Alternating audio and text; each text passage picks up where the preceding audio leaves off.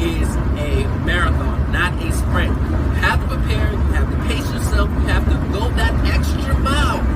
You have to go ahead and go beyond what you see now.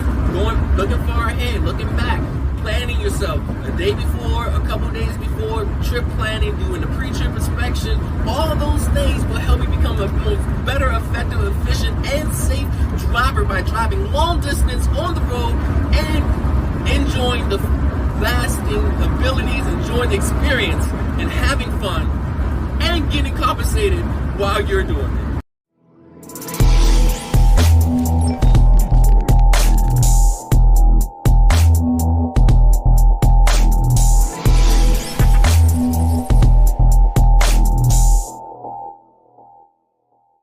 Trainer here. Listen, so I'm actually on my way driving from Maryland all the way to Florida now. This is obviously a multi-day trip.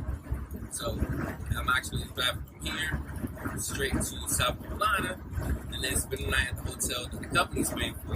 And then that next morning drive from South Carolina straight to Florida. So, but today's topic that we're going to talk about now is distance. Going the distance, whether it's long distance, short distance, however many distance, but specifically we're talking about going the distance.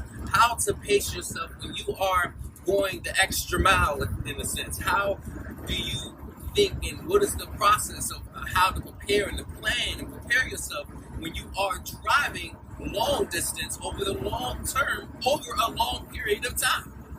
That's the main topic. So when it comes to long distance, it's simply that it is long distance. That's exactly what it is. But in order to do that, you can't just one day expect to drive long distance. It starts with the simplest of things. The simplest of things makes a huge difference. It starts small.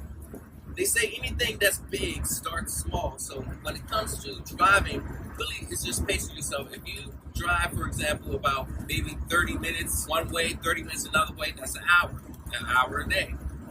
Then, depending on where you're going, you might have to drive an hour to a place with traffic, and then an hour with some traffic coming back. So that's 2 hours a day, depending on how you pace yourself. So one of the ways, at least for me, how I prepare is I map out, I visualize in my head, what is it that I need to do for the trip coming up. Obviously, there are some steps to do, like, for example, the trip planning, knowing where you're going to go, what is the best route to go to, what is resources needed for that, whether it's your GPS, your global positioning system, and or maps. Having that, but then also preparing. If you know it's a multiple day trip, you want to make sure you have everything you need. You have your supplies. You have plenty of, for example, you have your water, you have your overnight bag, or maybe you have some extra clothes that'll last you for a few days, right? You might have some safety equipment. You might have some gloves if it's cold, right? You might have some ice or cooler with a bag of ice in it just in case when the weather is hot. Those are some of the things to have in mind. Like for me, I'll have my laptop with me just in case if I'm doing some administrative work when I'm at the hotel or at a rest stop or whatever the case is. Have paper, pen, obviously, my GPS, my electronic device if need be, especially when I'm pulled over or when I'm parked or stationed. Those are some things to prepare, but as far as going long distance, the pace of driving, the reality is when it comes to driving, when you're driving a commercial motor vehicle and you're driving long distance, you really have to do more frequent stops, more stretching, because when you're sitting in a seat, and I'm pretty sure when you're in a vehicle and you're sitting in a seat for a long period of time, your body tends to get stiff.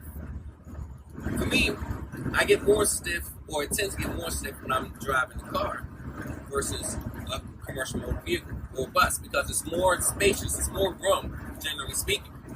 But still, you have to do frequent stretching, stretch your legs, your arms, maybe do some jumping jacks. Some people crack their backs. So for me, I believe it's good to do in moderation. If you have to do it every single time, then maybe you have to look into that. But ultimately, you want to relax, loosen the muscles of your body so that way your bones, your body does not get stiff, so that way you can be relaxed at ease and comfortable while you are driving. Now, obviously, when you are driving long distance, at some point you will have to use the restroom. Now, depending on what vehicle you're driving, like if it's a truck that does not have a portable restroom, then you have to map out the nearest rest stop. Now, the nearest rest stop is part of your trip planning. You have to plan and estimate on where I'm at to the nearest rest stop, or where you would estimate where you would need that rest stop. And that rest stop could be maybe 5 minutes, 10 minutes.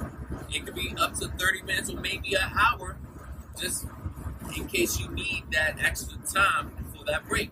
And it also depends on how soon you need to get to the destination or the pickup location. So all that plays a role in the overall trip planning and how to go on the distance or go in the distance. Now, when it comes to, again, stretching, they do have hours of service. Like, after you stretch, your body is loose, you're in control, you're comfortable, you're driving on the road. They do have, as it relates to hours of service, they do require commercial motor vehicles operators.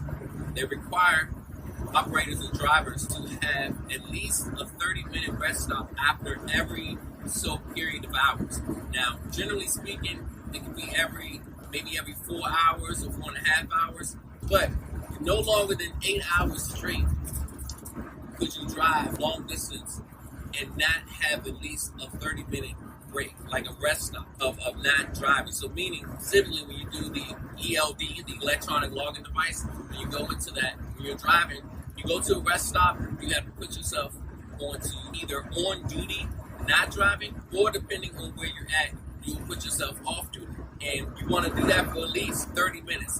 It's actually required for that 30-minute rest stop after a period of hours of driving.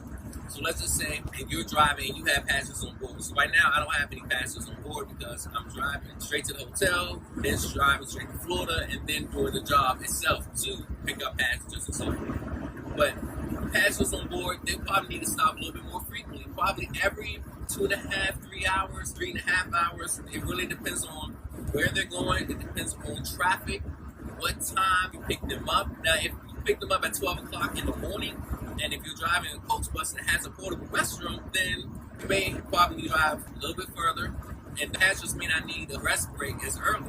Most likely, during that time, they'll probably need some food or some breakfast or something, a quick rest stop. Usually that rest stop, again, it really depends between 15 to 45 minutes, usually because you have to time it and space it out. But if it's just you by yourself, that rest stop could be 5, 10, 15 minutes. If you're driving a bus, specifically a coach bus, most of them, if not all of them, have portable restrooms, portable bathrooms. So if I need to go ahead and use the restroom quickly, I'll just go ahead and put on my four-way flashers, safely pull off on the road, and then use the restroom. And that'll take about maybe 3 or 4 minutes. And then by the time I finish, then I'll go ahead and drive on the road. But really just spacing that out, because driving long distance, obviously it's not for everybody, but when you're pacing yourself, the truth and the real hidden secret is time flies by when you are driving on the long stretch road, long distance.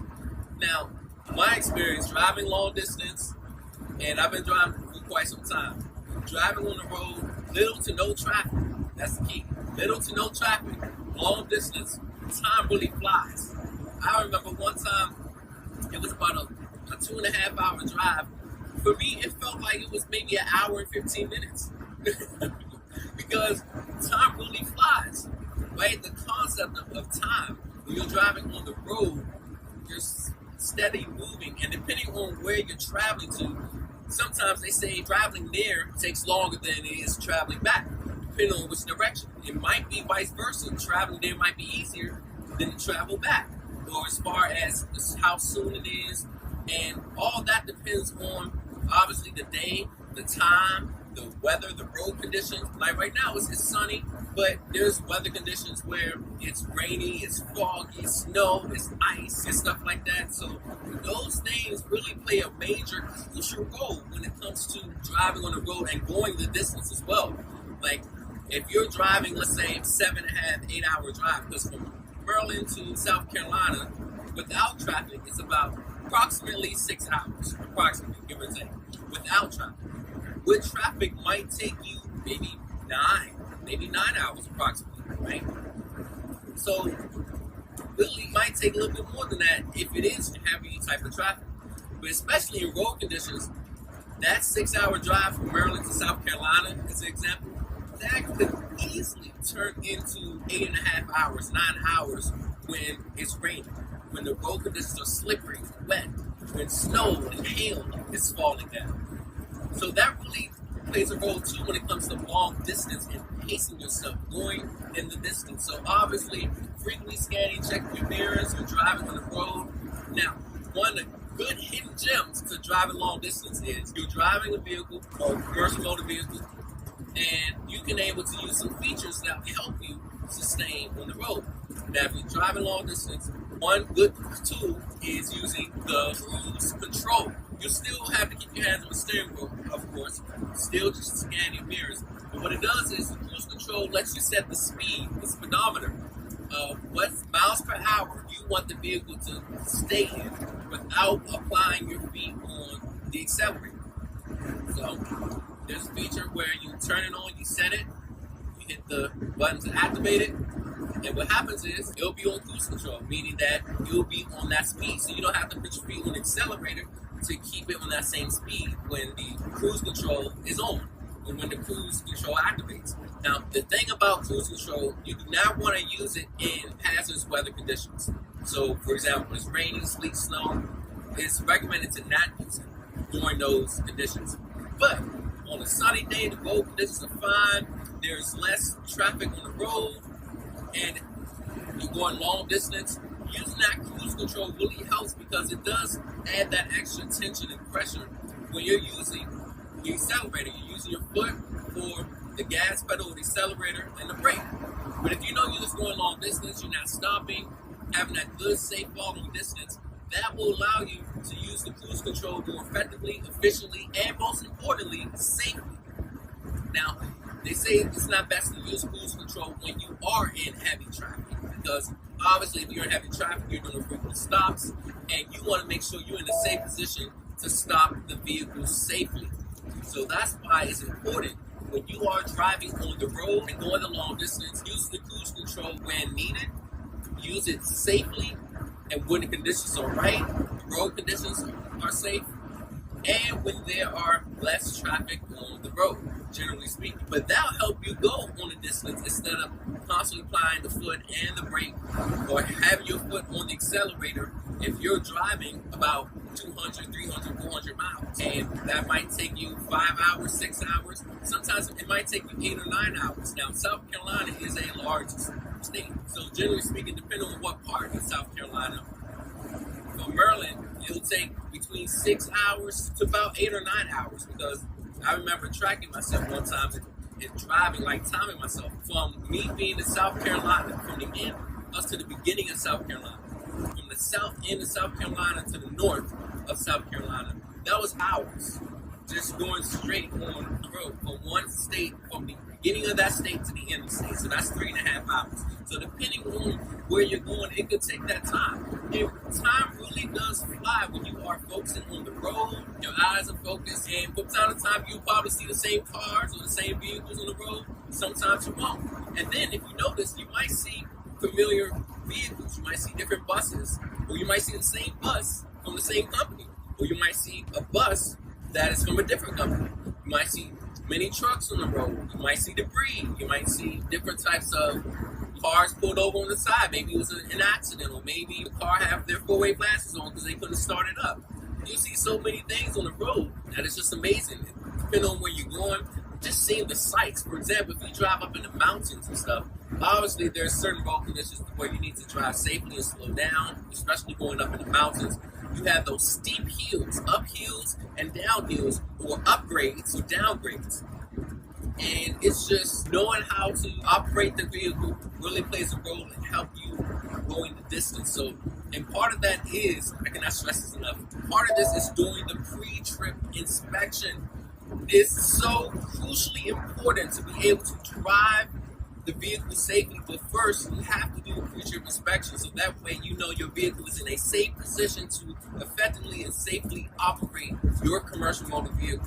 So really you're checking, for example, like the fire extinguisher, the fire suppressor system, making sure you're checking the brakes, the parking brake, the service brake, you have enough fluids or fuel, for example, coolant. So really keep in mind of those things, making sure you have enough antifreeze, make sure that your coolant reservoir is full of antifreeze. Like those little things, making sure the belts, perhaps the serpentine belt, with like the alternator water pump belt, the belts that's necessary for the vehicle. If the vehicle operates by belts, operated by gears, these things are in safe operating condition, meaning that it's safe for you to drive and operate the vehicle. Because especially going long distance, it's not like you can take the bus to the nearest home terminal. Going long distance, generally speaking, is you on the road, so you have to make sure you have plenty of supplies. Now the company, depending on what company, they might give you a fuel card, so that way when you're out and you need to fuel the bus, you can. Now, some of the larger companies, they might have terminals in certain states or at the nearest states, whereas they may not need to fuel it because if you take the vehicle to their terminal or home base or their bus lot or vehicle lot or yard, they will have facility to fuel the bus for you. But you're not with that company that doesn't have that. Generally, they'll give you a fuel card to be able to fuel the bus, right? Now, worst case scenario, at the worst case scenario, they might ask you to fuel it. Now, that's rarely, that's an extreme rare case. But if that happens, they may ask you to fuel it, but the company will reimburse you for doing it because it's company's business, company expense. But generally speaking, that's part of it too, making sure you have a full tank of fuel, and making sure that you are fully prepared. You have all the things that you need. Make sure you use the restroom before you actually drive on the road, because once you drive on the road and you have to use the restroom, that means you have to pull over. You have to use the restroom. Maybe it's traffic. Maybe you want to get there before traffic hits, or as traffic goes, maybe it's not the best time to pull over. So you want to make sure you plan ahead of time. Use the restroom before you leave, and if you have to use the restroom, plan out when it's the nearest rest stop for you to go. So then, when you're driving, you can be able to drive safely, comfortably, and efficiently and effectively on the road. And overall, just the aspect of going the distance, pacing yourself, really depends on how you prepared the night before. Did you get enough rest? Right? And I know, like, going long distance is probably like, wow, but what about the actual driving? What do you think about when you road and stuff?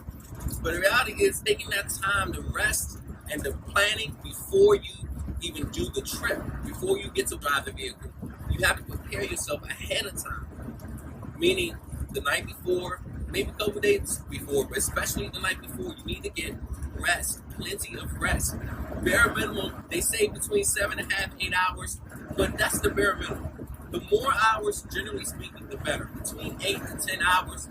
And when I say rest, I mean uninterrupted sleep. Because it's very blissful to have a peaceful, uninterrupted sleep of at least 8 hours or more. Because it could be very stressful or uncomfortable to try to go to sleep, because it can be very stressful or unsettling to be able to go to sleep a couple hours, wake back up, and then stay up for about 15 or 20 minutes, then go back to sleep for about another 2 hours, then wake back up. And that's a cycle that actually interrupts your sleeping pattern. Now, they have this term called circadian rhythm. So circadian rhythm just means your body's internal clock of when is the best time to go to sleep. Generally speaking, the best time to go to sleep for the body is at night. And at certain hours of the night is where you are most likely at your most tiredness, the most time where you are either fatigued or most likely going to sleep. And then the other time is usually during the midday. Usually those are those points where our body tends to want to fall asleep. So generally speaking, when you are driving on the road, when you are preparing yourself for that, you want to make sure you have at least 8 to 10 hours of uninterrupted sleep. And then your morning routine. The first thing you do when you wake up? When you get up, obviously you want to prepare ahead of time, wake up early ahead of time. So then that way, you do not want to go on the road feeling like you're rushed or doing anything feeling like you're in a hurry. Because when you're in a state of hurriness, you are easy and prone to make mistakes easily. So you want to avoid that at all costs by getting up extra early, maybe an hour earlier than you normally would, so then that way you don't feel as if you're rushing. But obviously don't take too much of the time to whereas you want to feel as if you're going to be running late.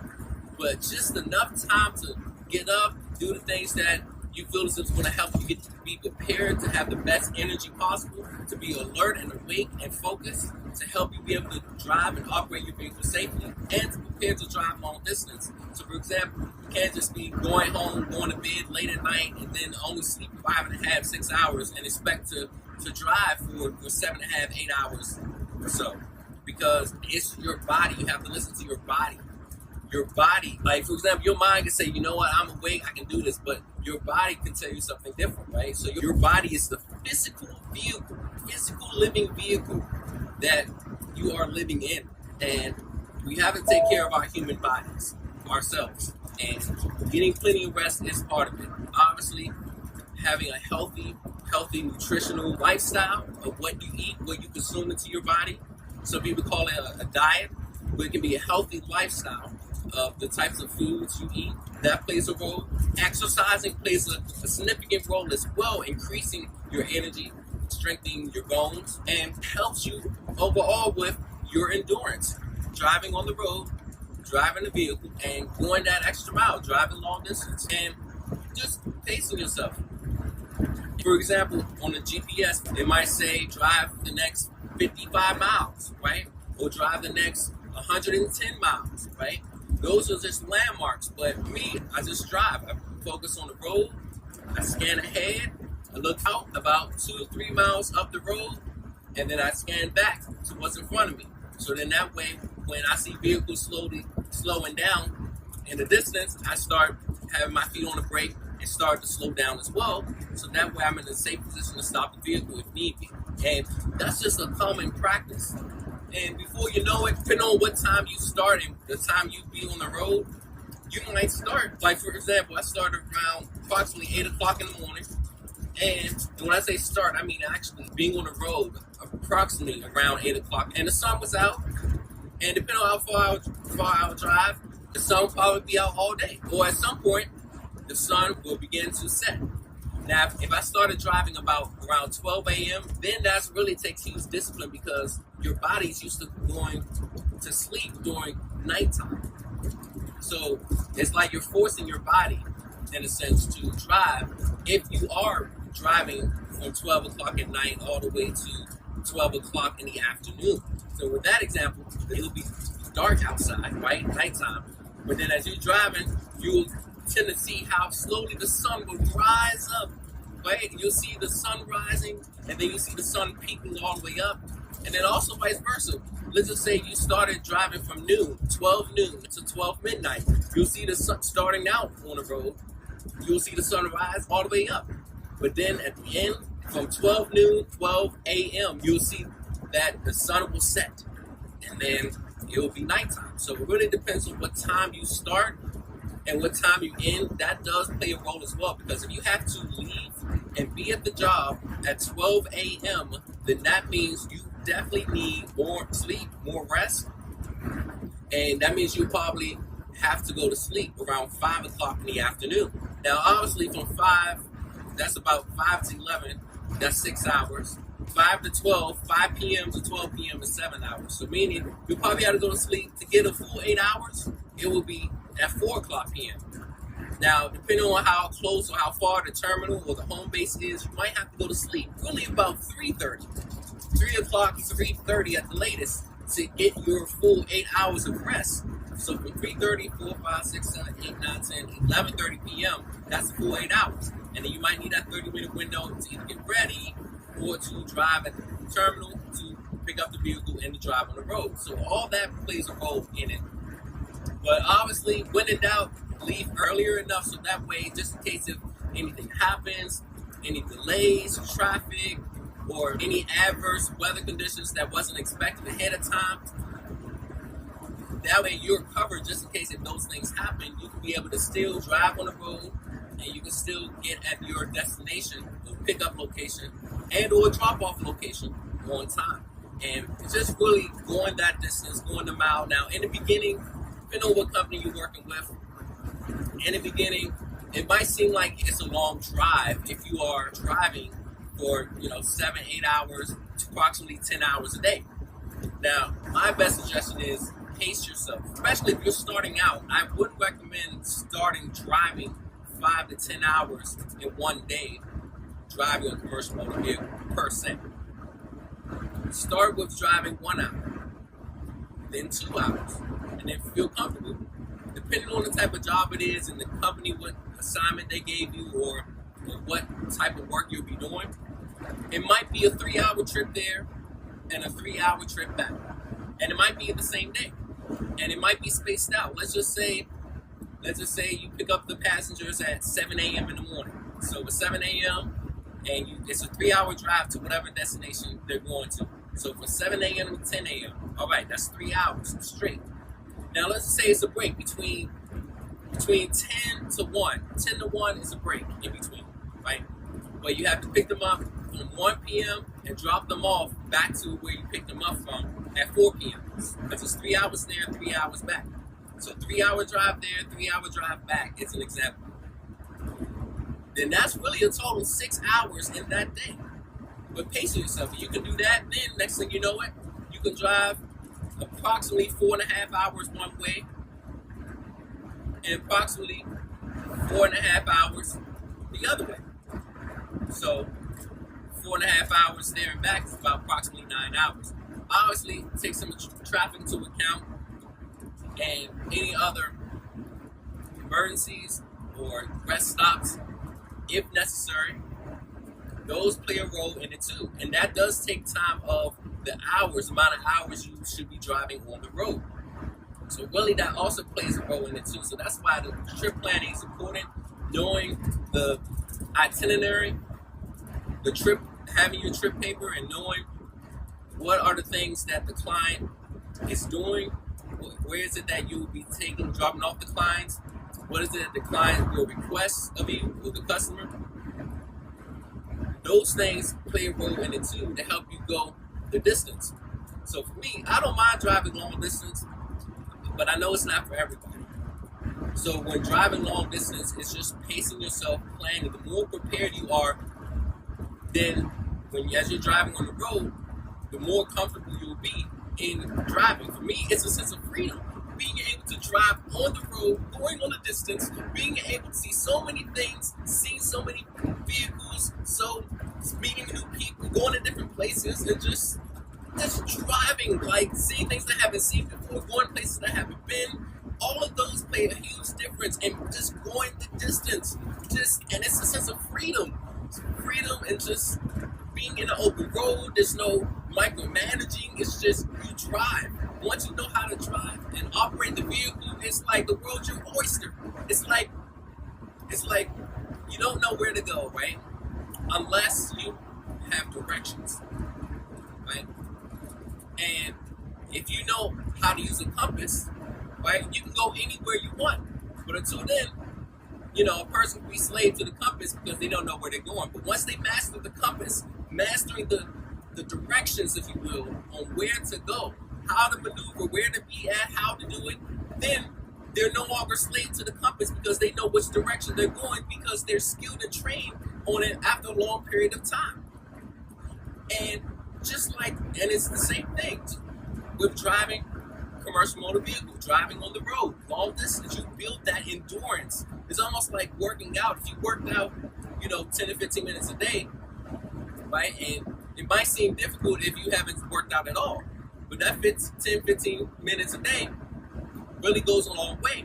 And then once you build that endurance, you're used to working out 10 to 15 minutes a day, then you boost it up to 30 minutes, then 45 minutes a day. Then you can boost it up to an hour a day. Same thing with driving a commercial motor vehicle. Get used to driving the vehicle longer and frequently. Instead of driving maybe 2 hours there, 2 hours back every day, go the distance. Let the company know that I'm free. I'm willing to do longer trips. So then that way you can get the experience. Because once you have the experience, once you have the skill and experience, nobody can stop you. Nobody can stop you. But I will say this. Still be humble enough to say, I'm still open and willing to learn. I'm still open to learning new things. I don't know everything, but I do have enough experience to at least know the basics, to master the basics, and I have enough experience to drive the vehicle safely on the road, right? But there's always things to learn, always things to do, places to go, people to meet, lots to see, and there's always a next level, if you will. So it's just pacing yourself and really believing yourself in your mind that, you know what, I can do this. And really, as you're driving, think about really, when you're driving, making sure both hands are on the steering wheel as an example, frequently checking your mirror, just scanning forward and back, right? So that way your eyes are not just stuck, because that means that your eyes are stuck on the highway and you're not really attentive, you're not being aware of your surroundings.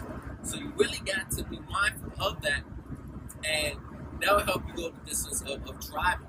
And obviously, if you're fatigued, if you are tired and fatigued, pull over. Part of going the distance is realizing that if you're not able to drive effectively and safely, and you are fatigued or tired or feel like you cannot operate the vehicle safely, pull over.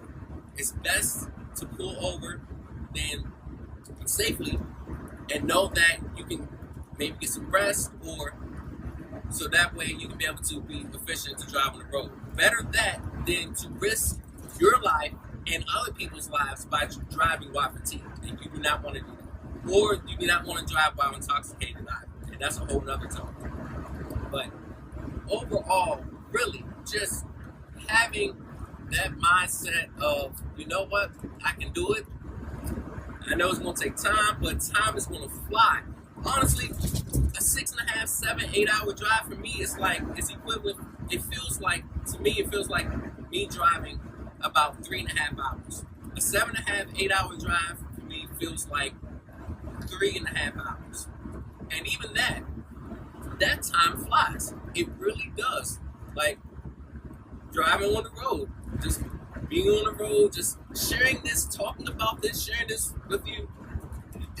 This is time as itself, but I'm taking the time, I'm driving on the road, going the distance, because when it comes to doing this, it's not a race. Driving a commercial motor vehicle is not a race. It is a marathon. Knowing that it's about pacing yourself, whether it's you're doing this, driving a speed limit, and you're doing that consistently over a long period of time, you will get to your destination.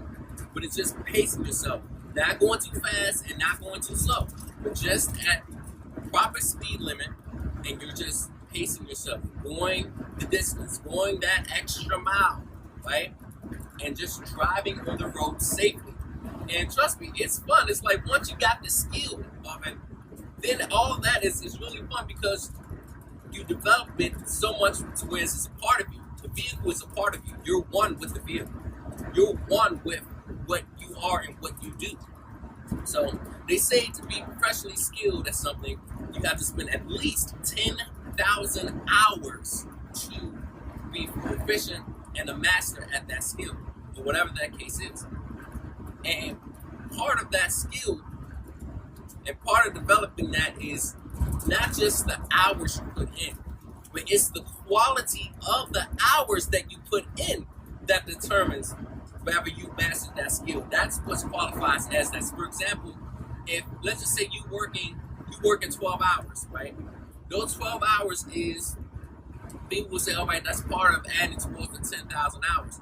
But if 3 of those hours was falling asleep, just relaxing and going to sleep, is that really considered a skill as it relates to operating a commercial motor vehicle?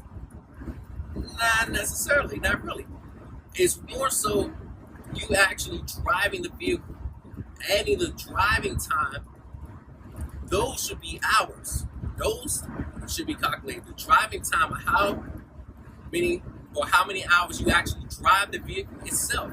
Now, obviously, driving the passengers, it's all waiting for the passengers. That's part of the job. But in terms of the skill of actually driving, maneuvering the vehicle, parking the vehicle safely, backing it up if need be, that's part of the driving hours that needs and should be added towards the 10,000 hours that's needed for you to master the skill. Now, if you do approximately 4 to 8 hours of focused driving per day, over a period of time, however often you drive, over that period of time, you gain that experience. And the beauty thing is, the companies really love when a driver is available to drive. So I'm literally, this is golden nuggets here. The company wants more drivers. They want drivers to be proficient, drive safely, and to be available. So if you don't have the skill, time is what you make up for the lack of skill. So meaning you spend more of the time driving, investing yourself in driving and operating the vehicle, which means doing more jobs, doing more trips. Over time, you build that endurance and you build that skill, because time, you make up in time what you lack in experience, right? And then also, vice versa, what you have in experience will make up the time. So your level of experience will make up the time. But if you don't have the experience, you make up in time what you lack in experience. And then vice versa, you make up the experience what you lack in time. Right? I mean, if you have the experience, you can make up the, if you have the experience, you make up the experience of what you lack in time. But if you don't have the experience, then you make up the time of what you lack in skill. And that concept applies just about in any other aspect of life, but specifically it does apply to driving, specifically driving a commercial motor vehicle, whether it's driving a bus, whether it's driving a truck, whether it's driving different types of commercial motor vehicles. Of course, any vehicle in general, but specifically when you're driving a CMV, a commercial motor vehicle, obviously you need your commercial driver's license to be able to drive a commercial motor vehicle, because a CDL, a commercial driver's license, is needed to drive when you're driving a vehicle that weighs over 26,001 pounds. So if it weighs 26,000 pounds and less, then you don't need a commercial driver's license to drive that vehicle. But if it weighs 26,001 pounds or more, then you need to have a commercial driver's license. But obviously, it's like in a commercial driver's license, it's like a master's degree in driving. You can be able to drive on the road, and it's like your master's degree in driving. You automatically get paid at a higher rate than the average person driving a regular vehicle. Now, obviously, there are exceptions to the rule, but ultimately, the benefits, at least in my experience, the benefits definitely outweighs the cons, if you will. Now, obviously, depending on your situation, your living circumstances, your finances, your determination, your work ethic, like your morals and values, all of that plays a role whether or not if you're able to get your commercial driver's license. And obviously, your health as well, your mindset, all of that plays a role in it too. But the biggest pro is you have that sense of freedom. You can earn a decent amount of income and living. It's always in demand. You can go just about anywhere and they need a driver. They need someone to transport either cargo from one place to another and or passengers from one place to another. Now, one of the cons, and I say the biggest pro outweighs the cons. The cons, and specifically I'm going to relate to going the distance, driving. The biggest con when it comes to driving is overall how it changes you. Sometimes you may not have enough patience because of how other drivers or other people are driving on the road. And depending on if you're driving long distance or short distance, maybe there's road rage on the road, right? And then plus sitting in one area for a long period of time, over time it does bring wear and tear to your body. So that is one con. But the remedy to that is exercising. It's stretching, take frequent breaks, right? Staying hydrated, right? Eating the healthy, the right amount of foods the proper and healthy foods that's going to fuel and energize your body. Those are remedies to be able to drive long distance over a long period of time, because you do not want to get hemorrhoids by sitting in a long period of time. You do not want your body to get stiff, because then that causes major problems in the long term. And it may not seem like it in the short term, but if you don't stretch and exercise and you're constantly sitting and driving and you don't do those things, then yes, then that can be a huge con and mess up your body over a long period of time if you don't exercise and stretch your body and stuff. But that's, one of the cons, because obviously I've been sitting down and just driving on the road. So then when I get up, my body feels a little bit stiff, so I just stretch and so loosen my body, relax my muscles, so then that way I can be able to drive comfortably and safely, right? So that's physical hygiene, if you will, body endurance hygiene when you are driving on the road. So that's just one of the cons. But the pros outweigh the cons when it comes to driving and operating a commercial motor vehicle. It's the mindset of how you approach it. So, and I mentioned the other con about driving on the road, it changes you in terms of how you look at things. You see things from a bigger perspective, which is good. But also, you don't let road rage or anything distract you. You don't let the littlest things, like if a car cuts in front of you, you don't let that get to you. And I can see that could be a con if you don't know, or if a person doesn't know how to mentally go about that. And you just have to pace yourself, because, and it's okay to be frustrated, right? But you do not want to lose control or be out of control when you are operating a commercial motor vehicle. Because when you're driving a commercial motor vehicle, you're driving a 80,000, 100,000, 250, 500, approximately 750,000 plus vehicle on the road. A huge expense driving a vehicle on the road. And you do not want to be in a position where you are losing control, or you are not in the state of mind that you can be able to drive the vehicle safely. So it's just the mindset of just knowing that, when that happens, it's just an event, making sure that you are driving safe and being a defensive driver. Seeing this ahead of time. Now, certain things you may not see ahead of time, but if you're being a defensive driver, knowing that you're in a safe position to be able to stop the vehicle before the other vehicle either cuts in front or hits their brakes, then that will prepare you as well. It's not enough just to be an offensive driver. It's not just enough to make sure you know what you're doing. You have to be mindful of what other people are doing, how they are driving, while at the same time not being distracted too much of how they are driving, that is going to stop you from focusing on your driving. So you really have to it's a simultaneous thing, but the beauty thing is you develop that skill the more you drive, the more you focus drive and you're attentive, that develops the skill. And companies want drivers to have more hours because, drivers help the company to make more money, which then in return helps you get paid more. So they want that. But then once you have the experience though, then you have choices. You can maneuver, you can go different places, you can travel different places, right? And building that credibility, that sense of trust and authority. And overall, that integrity. And having that experience, it's like no one can take that from you. You can take that anywhere and build on it. But if you don't have experience, the best advantage is to drive, be available, your availability, and drive.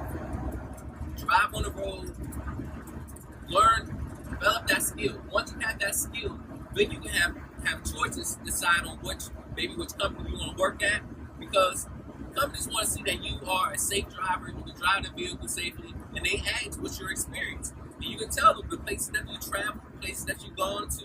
You can say, what type of passion you picked up, how do you handle certain situations, and those are some of the things that they might ask you during the interview when you're driving for them. Having that confidence, that mindset to say, I'm confident enough to know that I have done this for some time, I have the experience, but still be humble enough to still say that you don't know everything, and you're open to learning and growing and learning more and building more experience, right?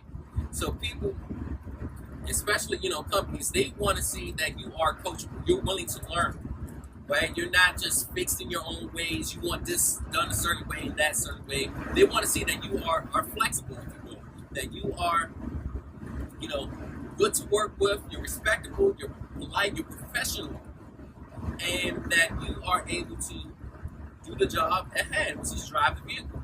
Once you are able to drive the vehicle safely, effectively, efficiently, and you develop the skill over time,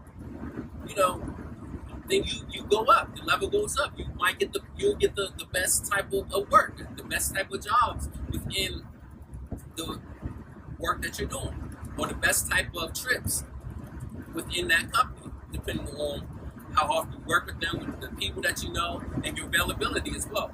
Now, some companies they do seniority as well, but then depending on the type of company, they also do it depending on the type of people.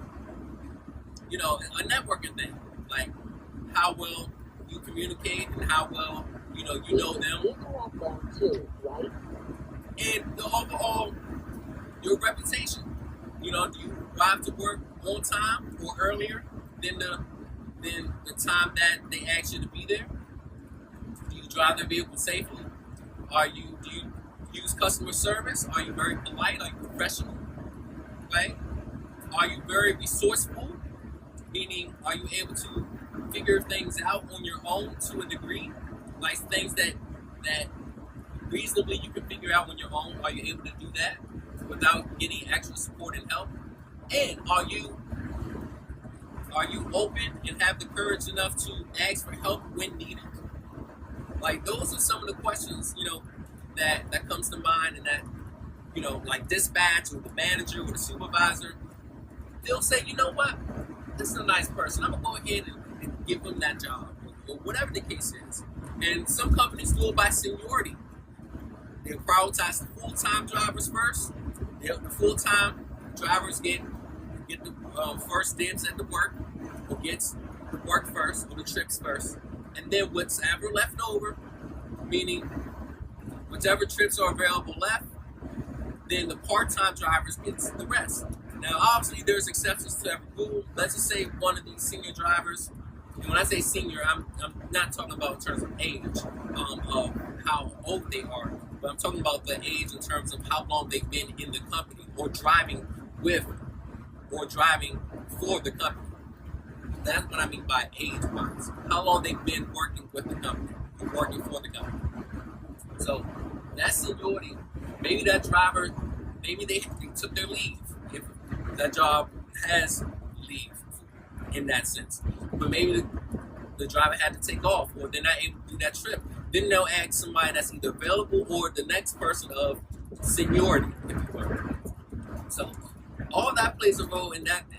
Goes to say, driving long distance will help and prepare you, because when that opportunity comes for you to drive long distance, the last thing you want to do is to tear that opportunity down. So meaning the last thing you want to do is to cancel it if you know that you are available for it. And that reason shouldn't be because you're not prepared to drive on the road. That shouldn't be the reason. Being trained, prepared, doing the local trips, and building that endurance will help you get the experience you need to be able to drive long distance. And you can start driving long distance right from the beginning, when you are, depending on the type of training provider, or company, or school that you are in, or driving school. They may have opportunities where you are actually driving long distance. You get the training, the extensive training, right? But you get everything that you need, and then you can be able to drive long distance, or the company will let you drive long distance, depending on what company, who you're working with, and or working for. And you build that endurance, you build that experience, be able to drive on the road, having that awareness of just going the extra mile, going the long distance, going for the long haul of things. Now, obviously, driving long-term, long period of time, there are cons and pros. Obviously, if you're driving long distance for days or weeks at a time, the lifestyle will be different. You might have to be sleeping at hotels that a company pays for if you're driving a bus, or if you're driving a truck, you'll be sleeping on the sleeper berth in the truck. taking a shower at rest stops. So those are the lifestyle. But if you're young, going long distance, and you love traveling the road, that is absolutely one of the best opportunities to do while you're young. If you have a family, you're sitting down, you have obligations that requires you to stay local, then you can still have your CDL, still drive a bus, have your CDL driving commercial motor vehicles. You can still do that doing local trips and still get paid. Now, obviously, it wouldn't be not as much per se versus driving, overnight trips, long distance. Now, I say go the distance, but going the distance doesn't necessarily mean long haul per se in terms of overnight. It doesn't necessarily mean driving overnight. No, going the distance can mean you could drive 4.5 hours to one place and then drive 4.5 hours back that same day. Like, that's considered long distance, but it's not overnight. It's not, over the road long haul. It's just a one-day trip where you're going the distance because you're still driving those miles. But doing the overnight trips, the more nights you stay out, the more time it takes for you to prepare for that, which is very easy. It's just making sure that you visualize your mindset. Okay, I'm gonna be out of town for this amount of days. What do you need to do? What are some errands you need to get done? What are some things that need to be taken care of before you go out of town? Because once you go out of town, you can probably telework and do some things, but there's certain things that you need to do before you go out of town, before you leave. So then that when you come back in town, everything will still be efficient, everything will be ready to go, everything will be organized, and you don't have to worry about trying to get other things done coming back in town. Or worried about you haven't gotten things done because you're out of town, right? But that's part of preparing yourself when you go through the long distance, driving long term. Obviously, driving weeks at a time, it does put you won't be, seeing your family as much. But I mean, if it's just you, go for it. I mean, if you have family, maybe it's a sacrifice worth taking, and maybe it's not, depending on your circumstances and your conditions. Now, if your CDL is the only option and it's driving long haul, you definitely want to get paid, handsomely for it. But you definitely won't be driving for it as well, right? And overall, it really depends on your circumstances and your situation. If it's your only option, I highly recommend going for it because it can provide for family. It can just give you so much stability. And being your own operator, which is a whole nother subject, a whole nother topic, being an owner operator gives you more in control of your finances and being more financially independent, because then you can make decisions, being your own boss, setting your own hours, choosing when and when not to work, and all of those things. But going the distance, that skill is priceless, because more of the older drivers, they don't want to drive on the road, because they've done it before, they've done it for so many years, and just wear and tear of their bodies and stuff, and their mindset, they're tired, like the older drivers. Generally speaking, the drivers that are like 40, 50, 60, 70 plus. Now, there are some drivers that do drive still at that age and drive on the long term, drive on the road and long distance. When you think about the cycle of life, eventually they're going to need more drivers to drive long term. And the main thing is conditioning, patience, and pacing yourself and developing that skill. The more you drive, the more of the skill you'll develop. And when I say driving, not just driving wanderously and not focusing. Like driving with intention, driving with focus, driving when you are paying attention, driving on the road, and you are maneuvering, you are focused on the task at hand. Those hours add up over a long period of time to the point where you can be able to, free up your, just free up the stress or the tension, because it's like, all right, I've done this before. It's repetition, right? It's like learning a song that you never intended on trying to remember. You learn it so many times, you probably end up adding different words to the song, like different lyrics to the song, because, you know the song so many times in the back of your head, you might sing it while you go to sleep. It's almost like that with driving, in terms of, once you know the skill, it doesn't mean you don't have to learn it anymore. It just means that when you focus and do it, it just becomes more efficient. And it becomes automatic. Instantly automatic. Right? Because automatically you're driving, you're focused on the road, you're consistent, you're pacing yourself, and you're just going on the long term. So, again, I said it takes about six and a half hours, depending on what part of South Carolina that I'll be driving in from. So from Maryland to South Carolina, it's about between 6.5 to 8.5 hours, 6 to 9 hours. Let's just say that, between 6 to 9 hours of drive from the state of Maryland to South Carolina, estimate. So far, I've been on the road for just about an hour, or at least an hour, more about an hour. I've been on the road for a little bit over an hour and a half, but let's just say, on estimate, about an hour, at least, bare minimum an hour.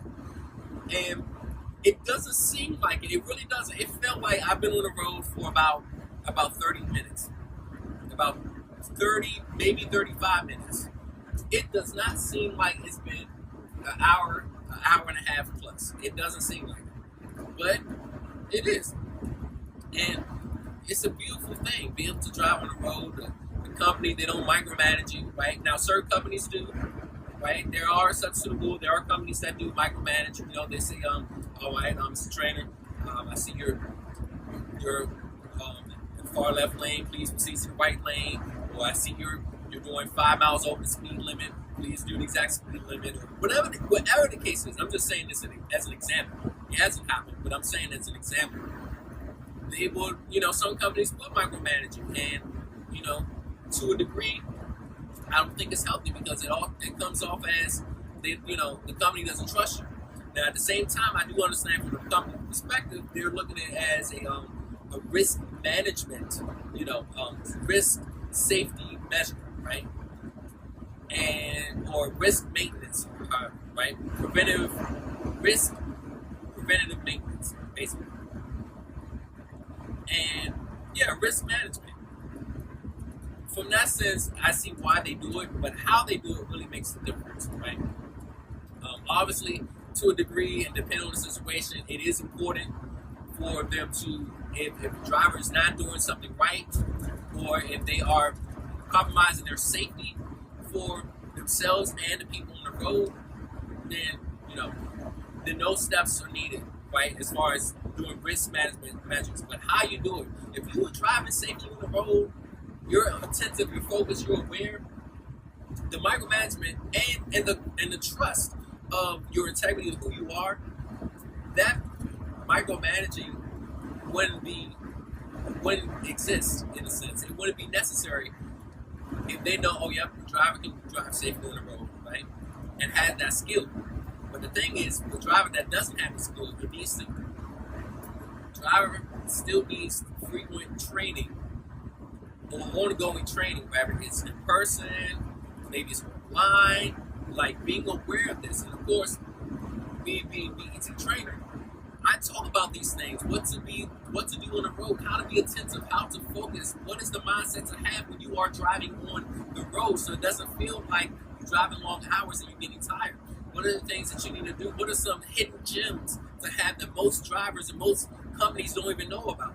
Like those things. Learning about that will get you intrigued and excited about driving on the road and being in this industry, and just, seeing the open road, seeing new things, doing things, meeting new people, having different experiences in life. And all that plays a significant, vital, and crucial role when you are driving on the road. It really does. It makes a huge, phenomenal impact just by driving on the road safely, operating the vehicle safely, and I say safely because safety is the number one priority. Going the long distance, if you're not driving safely, it will end. It will not work, and it can jeopardize your career if you get into an accident and it's considered as an accident that's your fault, or an at-fault accident. Now, obviously, if it's accidents where it wasn't your fault and it happened, then yes. But if it was your fault, or if it was driver error, If the accident was traffic error, then that could jeopardize your reputation, it could jeopardize your finances, your income, and your career. So safety is important, and it's part of going the distance.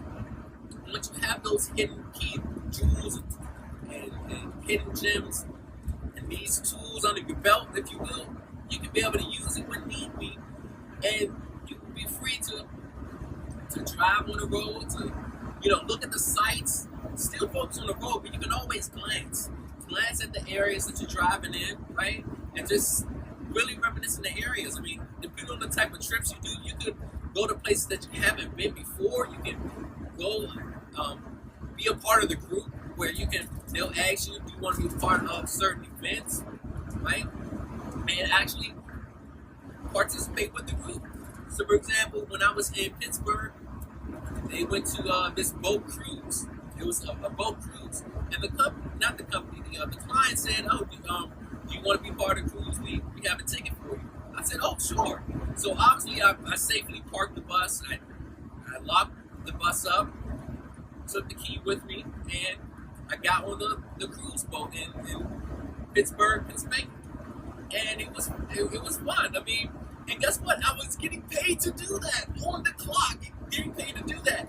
For me to do that Pittsburgh trip, I had to get up early, pick up the group around 6:30 in the morning. I drove it takes a 4.5 hour drive to get there, but obviously after 2.5 hours, took a rest stop. Rest stop was about 45 minutes. After that, then we drove west to Pittsburgh. They went to the boat trip, and that was just the first day. Parked the vehicle, got on the boat trip, and then after that, took them straight to their hotel in Pittsburgh, Pennsylvania. And that was just one day. I mean, it was multiple days. I was with that group for 5 days, 5 whole days. And it was amazing. That's just like one example of just having the opportunity to make yourself available, to put yourself in a position where you can be able to take those trips, get the experience you need. Now, in the beginning, if you're starting out with your CDL, you're probably looking forward to those trips. You may not get as many depending on the company that you're working at, or you probably would, but maybe the pay rate may not be as much per se. But I guarantee you this, here's another hidden gem that most companies and most people don't know about. When you, especially starting out, if you want to get the advantage of you getting that job, or getting those best types of trips, open your availability. Because guess what? And especially if you're starting out and you're getting a lower rate. Because guess what? Reality is, the company thinks from a finance perspective, right? It's in terms of making profits, a business perspective. So they would rather pay a driver, generally speaking, depending on the trip. Obviously, there's exceptions to the rule, but it doesn't negate the rule. Generally speaking, the company would rather pay a driver less, or the driver that doesn't have as much experience will pay that driver to do that long trip at a lower rate than to pay an experienced driver that same time but a higher rate. So meaning they'll rather pay someone less to do that same job than to pay another driver more. Obviously, the person that's more experienced should get paid more, obviously. But starting out, that's a huge advantage for first time starting out, because it's like, all right, I'm available, I can learn, I can grow, and you show them your availability, and you show them that you can drive by doing these trips. And if you turn down trips, then it loses the trust, and it kind of loses the credibility and accountability on like whether or not you can do, trips that pays or do trips that's longer. So that's why you got to plan in your mind, okay, reasonably if possible, not to turn down too many trips. So if it's like 5 trips a week, if you turn down 4 of them, then and only take 1, it's like, how can the company expect for you to do out of town trips if you turn down more trips, more trips than the amount of time that you work at? So generally speaking, if you get 5 trips a week, generally don't turn no trips down if you're starting out. If you have to turn down a trip, maybe 1, but obviously make it a good reason. These are just my, based on my experience, advice starting out. And so then you have the build income, you build the experience, you're training the starting out. If you're not making that much, in a sense, obviously, with the CDL, you get paid way more than the average minimum wage, way more. But in terms of the CDL industry standards, it is a lower rate as a CDL driver. If you're beginning, if you're starting out, like you're not saying starting out to like the moment you got your CDL to the first year or 2 years of experience, you'll get paid, generally speaking, at a lower rate.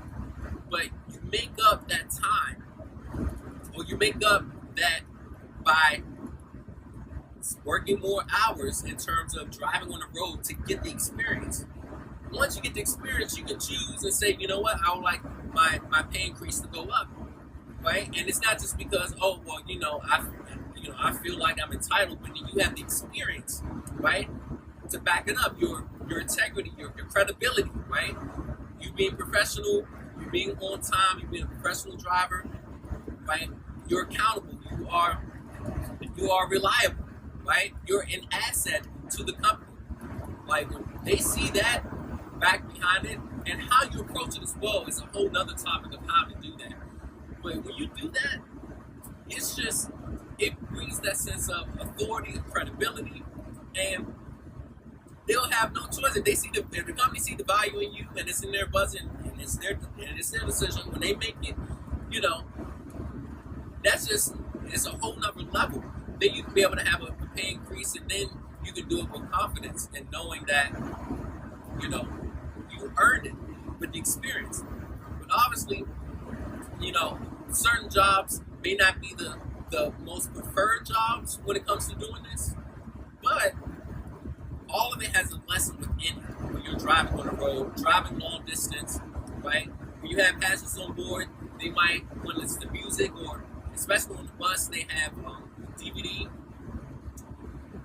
DVD player, right? Put the DVD in, and obviously it's a luxury coach bus. They would be, obviously you want to drive especially safely and cautious when you have them on the road driving long distance. Because it's one thing driving long distance when you're by yourself. It's a whole nother thing driving long distance on the road with passengers, because you're carrying not cargo, per se, but you're carrying people, passengers. And that's a whole nother realm of things when you're driving long distance. Knowing when to stop, you might have to stop sooner. The leader of the client, or the point of contact, or POC. POC stands for point of contact. They might ask you, excuse me, can you pull over X, Y, and Z? Or can we, there's something in the luggage bay, can you X, Y, is there any way we can get it?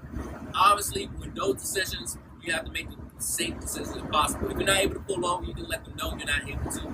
Or at the nearest stop, you can pull over.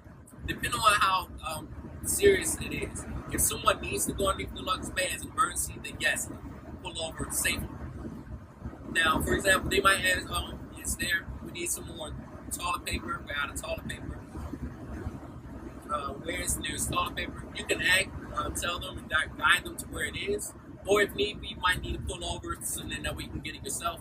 But obviously, that's another thing. Making sure you have the supplies. Make sure you have clean trash bags. Make sure you have stock paper towels, hand sanitizer, wipes if need be, right? Paper towels, white gloves, white broom, dustpan, mop, right? Those are some of the things you need, especially if you're doing a multiple day trip. You want to have that on your bus just in case someone spills something. If someone spills glass, make sure you have that. So that's part of going the distance, going the extra mile. Not just driving, but going the extra mile in what you do. Going the extra mile in how you operate effectively and efficiently of the vehicle. Going that extra mile of going the distance. Taking that time to be patient with yourself, having the tools, the skills necessary, being prepared. And one of the best ways to learn is learning through other drivers as well. Asking the other drivers that's more experienced about their expertise, their advice. I mean, that's how I got into advice now. And I'm still learning, believe it or not. I'm still learning, I'm still growing, I'm still in a place where I'm always in a position to learn new things and to help and serve other people. And just sharing my experience. So Other drivers will tell me their experience, what they thought about. Oh, you should do this, you should do that. I highly recommend this because of, instead of doing that because of X, Y, and Z. Like, they'll really go in depth and share their experience. Drivers will love to share their experience and their perspective on life in general, especially when it comes to driving on the road and what to look for, what to not look out for, what to look out for, what to not look into, what to have, what not to have, what to do, what not to do. And there was a shared experience and what happened and stuff. And, you just learn. I just soak up like a sponge. For me, it's like a filtering sponge because then I'm deciding, what information is best for the moment and time being that's needed in this place and time. And, and then information take with a grain of salt in the sense of, if the information does not resonate or does not necessarily work in the situation that I'm in, or it's not as accurate, then obviously you discard it. You only receive or you learn from the information that either resonates with you and or that is actually helping you, right? So overall, it's good to get different perspectives, right? Not just judging and assuming, but really having different experiences, getting different perspectives as we drive, experienced drivers, right? Not just any driver. Now, any driver would say things, but obviously the experienced driver, been on the road, knows what they're doing, can say a thing or two, and you can tell just by how they present themselves, how they show, how they talk, how they communicate, right? And it's not just male drivers. You got female drivers, you got women drivers, men drivers. You have different types of ethnicities, cultures, driving and operating the vehicle. So it's not just it's not just a man's game. It's not just, a male dominating industry. Well, it's not just men dominating the industry. Women are dominating it too, driving vehicles on the road. And I see that it's, as the older drivers that have been on the road for a long period of time, they're going to, I don't want to say die out, but they're going to pass away, right? It's just the cycle of life. And the new drivers going to be emerging in. The future of the drivers is the young drivers. I was 18 when I got my commercial driver's license. So the new drivers is going to be the young drivers. So getting the skills, once you have the skill, the experience, the knowledge, and applying that knowledge, using the skill, developing that skill and harnessing it, you can take that anywhere. And it's multiple skills when it comes to driving. And that's just driving in general. But also operating is different. Because one time someone would say, oh yeah, you're a driver. But I'm not just a driver. I'm an operator as well. And then you got some people that say, oh, you're an operator. Yeah. I'm like, yeah, but I'm also a driver. Because it's a difference. The huge difference between a driver versus an operator, and it kind of coincides with each other, but there's a difference. Drivers just means you know how to drive the vehicle. You can back it up, you can park it. But if something goes wrong, if you hear a beep or a malfunction, right, then a driver may not necessarily know how to fix it or how to maneuver the buttons or the mechanical issues, so or how to adjust it. So, for example, operating the vehicle, you need to know obviously the basics: turn signals, four-way flashers, headlights. But what about your electronic logging device? What about the sun visors, right? What about the DVD player if you're driving a bus, if you will, or if your vehicle has a built-in DVD player? How to operate that, right? The portable restroom, if you're driving a coach bus or a vehicle that has a portable restroom. Those are things to operate, and doesn't necessarily have to do with driving per se, but that's part of operating, how to operate the vehicle, knowing the features, knowing the parts, knowing how to drive and operate the vehicle so you can be able to maneuver it safely. And that's just maneuver it safely, but then all the aspects, and that way everyone can have the experience. How to turn on the reading lights for the passengers. I mean, it's simple. But then that's part of operating the vehicle. Now, you can be an operator, but not necessarily know how to drive well. I mean, because I personally seen drivers drive the vehicle on the road Like they know what they're doing. They know their parts. When it comes to driving, maybe they're at a point where they're not as experienced, and or they're at a point where their eyes, their perception, their view of how they see things is different. So maybe they can't, maybe drive as efficiently or back up or park or maneuver the vehicle as they did as they were younger. So, but I have seen that. You can be a good operator, but then not know how to effectively drive. I am a commercial motor vehicle operator and driver, because not only I can operate the vehicle, I know the functions of the vehicle, what needs to be done, what needs to be in place, how to use them effectively, appropriately, and safely, but I can also drive the vehicle effectively, appropriately, and safely. So it really plays that two roles. So overall, being an operator and or driver, right? It's okay to be a driver, just a driver, and it's okay just being the operator. But to be a professional, I highly recommend it's best to be a professional operator and driver, because those two skills are important. And when you merge them two together, that's what makes you professional, and that's what makes you stand out among the rest. You develop that skill over time, knowing about the vehicles, where certain functions, like for example the cruise control is in a certain place in one vehicle versus another vehicle, knowing how different buses work, how different trucks work, how different vehicles work, and the functions are generally the same, but it might be in different places. It might look differently. It might be placed at a different position on the vehicle, right? Those are the things to keep in mind, and that's what stands out from just the drivers versus a operator. So for example, one time I was doing a transfer, and me being an operator and driver, I know how to drive the vehicle. I love it. The person knew how to drive the vehicle, but it was like, where's the how to turn on the vehicle? And this was a new bus. New to the company in a sense. This was a different model coach bus that was different than the standard buses that the company had. So that person didn't know like where the functions were. But they knew how to drive the vehicle once they knew where the things were.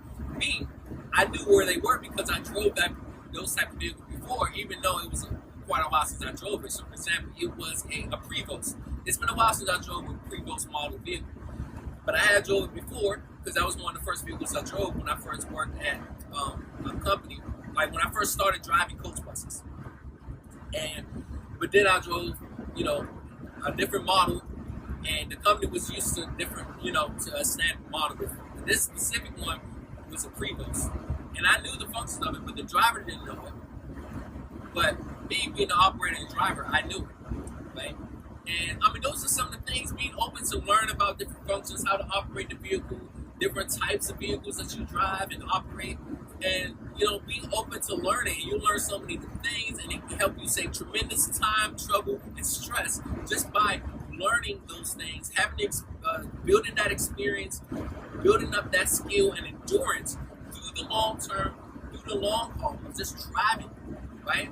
And that's what I mean by going through the distance. This is not a race. This is a marathon of driving, whether it's driving from trip to trip, whether it's driving maybe with a company for a couple years, or just being in the industry in general. It's a marathon. It's not a race. It's a marathon.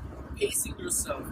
How do you endure yourself and pace through those challenging times? Sometimes it can be challenging driving on the road, especially if you have other things to do, or if something happens that's beyond your control. Like if it was an accident that took place and it was traffic and you wasn't able to get to the destination on time, it was beyond your control because it was traffic, right? So those things, how to go about those things, how to maneuver, how to drive, how to think about these things when you are operating on the road and going the extra mile, long distance. So overall, by far, driving long distance is a marathon, not a sprint. You have to prepare, you have to pace yourself, you have to go that extra mile. You have to go ahead and go beyond what you see now. Looking far ahead, looking back, planning yourself a day before, a couple days before, trip planning, doing the pre-trip inspection. All those things will help you become a better, effective, efficient, and safe driver by driving long distance on the road and enjoying the lasting abilities, enjoying the experience, and having fun and getting compensated while you're doing it. So by far, one of the most profound things, going that long distance. Because once you have it, you have it. So, but that's the topic for today. Driving long distance. Can you go that extra mile? Go the distance. And that is just the concept of just driving on the road, but it can be in life in general. Going the mile of, helping that person, or if the company or someone asks you, can you do this? If you're able to do it within reason to extent, then go that extra mile, help, assist, right? But as it relates to the road, really, it's just preparing. Once you do that, literally, going that extra mile, doing the long distance, pacing yourself, it'll take you a long way. It'll take you far. And it'll take you places. Like literally and figuratively. So overall, that's on the topic. Drive safely, drive effectively, efficiently, safely. And remember, live your best life, live your life's purpose, and become the best and better version of yourself every single day. Stay focused, and see you on the road. This video was sponsored by BET Life Services and CDL for Life. Listen, if you really enjoyed the value of this video, just click comment what you liked. And then if you really want to get more updates on more future videos, life-changing videos, then go ahead and click the subscribe button so that way you can be able to be updated on the latest videos.